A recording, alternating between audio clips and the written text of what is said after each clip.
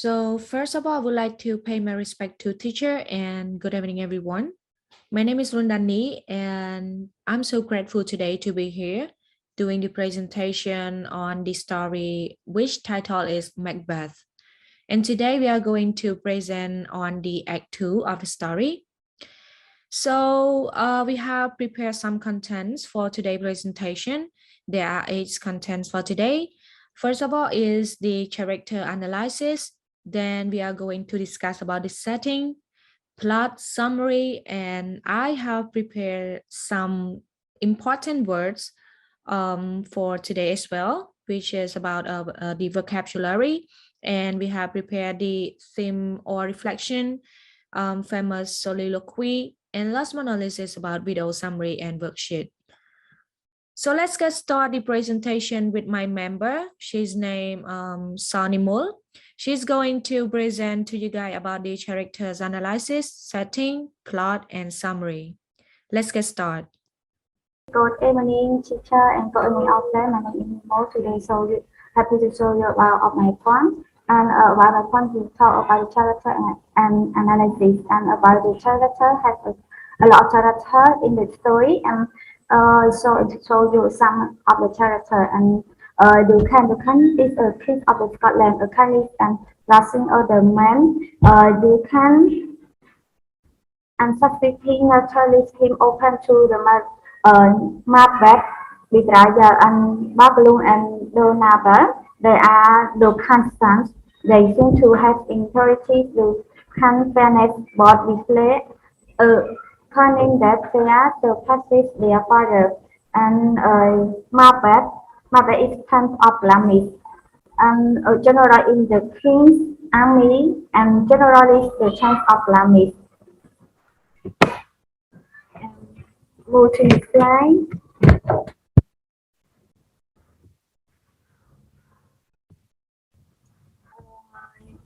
And about this slide, we talk about the lady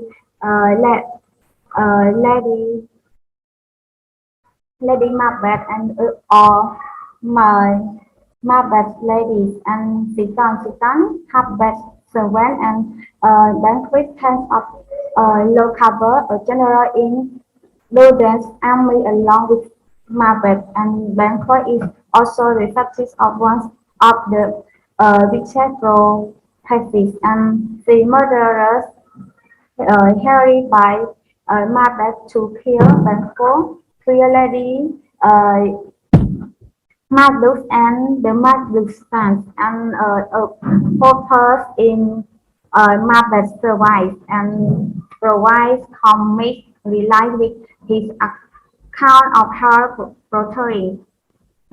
And move to next slide, fear and Madus, sense of faith, Lady Madus, Madus wife, and Madus stance, and Leonard Macbeth's cousin, Rose is a Scottish noble who even wholly turned on Macbeth and choosing to side with Maglum and the English fortress. And she reaches the sister, the British forces Macbeth ascend to power and his defeat, as well as the succession of Banquet land.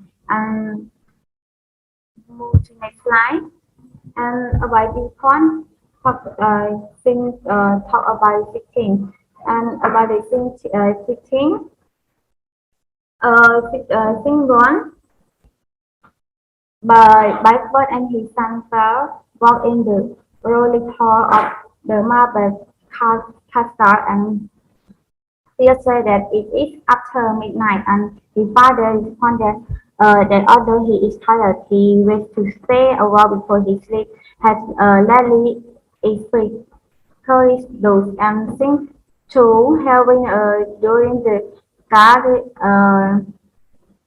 Guards of Newton Chamber Lady Margaret now meets her husband in the lower contrarius as he emerges from the king's room itself. And Margaret's confusion is clearly disgusted by what he has done, and his one more his wife gravity, his lack of greenness.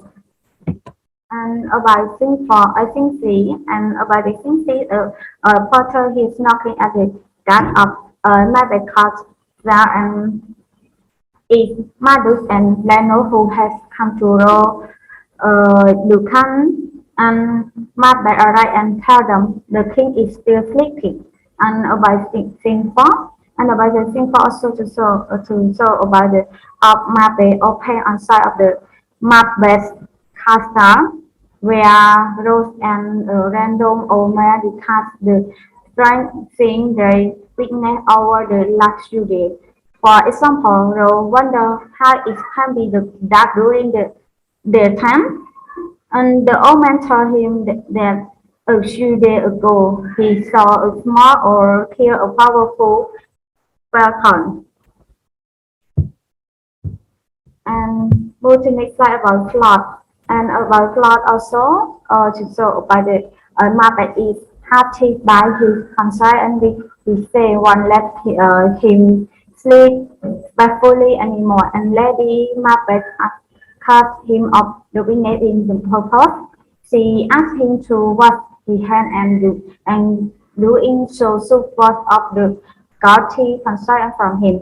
Together they decide to return at water when the news of the murder arrived at them. And about this one, about summary and about summary also has a pausing and pausing also and summary one single one by one. And about scene one is summary is in scene one, Banco and here meet Macbeth in the night where Banco speaks of the drink he saw the worst night of those three witnesses, and Macbeth pretend that he has not those of them.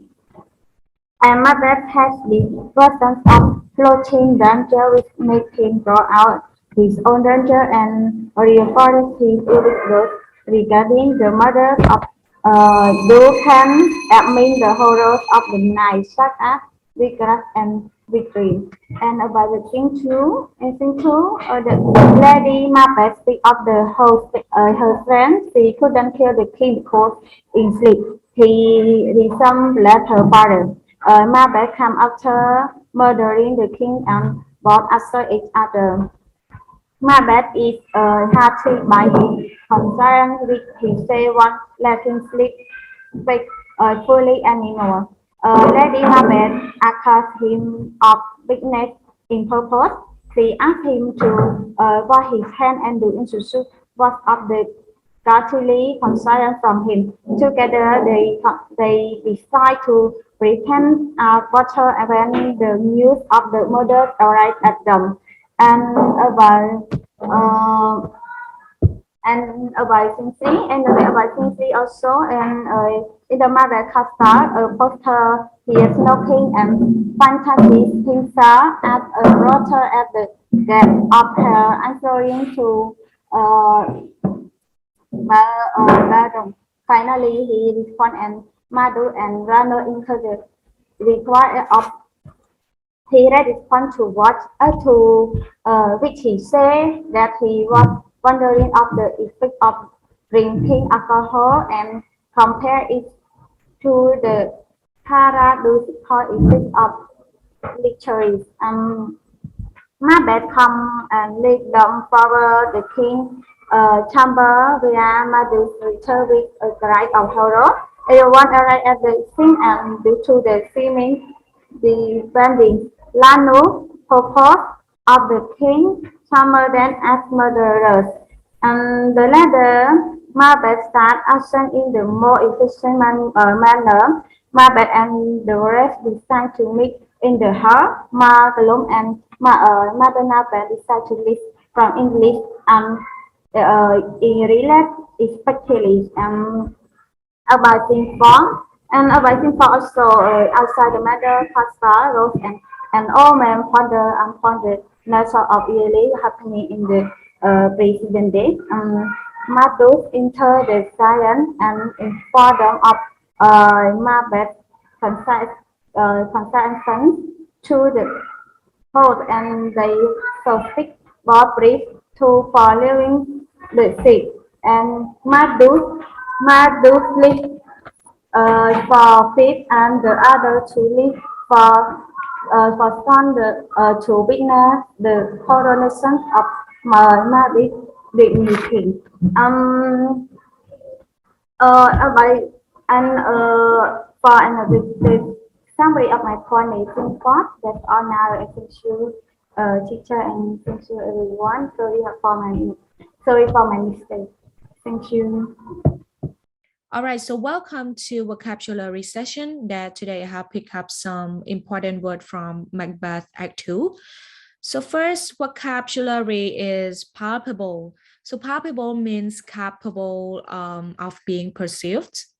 Stealthy. Stealthy is the marked by quiet and caution and secrecy. Prate. Prate means speak about unimportant matters rapidly and incessantly. Knell. Knell is the sound of a bell rung slowly to announce a death. Summons. Someone calling an official matter, such as to attend court. Chamber.